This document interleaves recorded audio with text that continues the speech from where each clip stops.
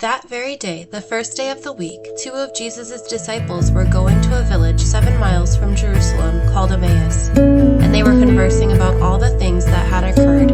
And it happened that while they were conversing and debating, Jesus himself drew near and walked with them, but their eyes were prevented from recognizing him. He asked them, "What are you discussing as you walk along?" They stopped, looking downcast. One of them, named Cleopas, said to him in reply, "Are you the only visitor to Jerusalem who does not know of the things that have taken place there in these days?" And he replied to them, "What sort of things?"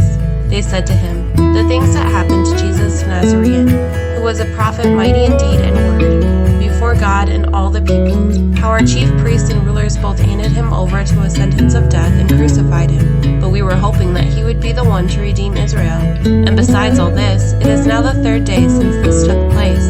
Some women from our group, however, have astounded us. They were at the tomb early in the morning and did not find his body.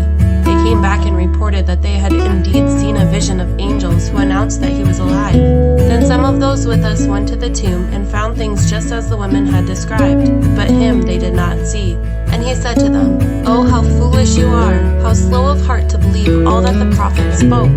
Was it not necessary that the Christ should suffer these things and enter into his glory?" Then, beginning with Moses and all the prophets, he interpreted to them what referred to him in all the scriptures. As they approached the village to which they were going, he gave the impression that he was going on farther. But they urged him, "Stay with us, for it is nearly evening and the day is almost over." So he went in to stay with them. And it happened that while he was with them at table, he took bread, said the blessing, broke it, and gave it to them. With that their eyes were opened and they recognized him, but he vanished from their sight. Then they said to each other, "Were not our hearts burning within us while he spoke to us on the way and opened the scriptures to us?"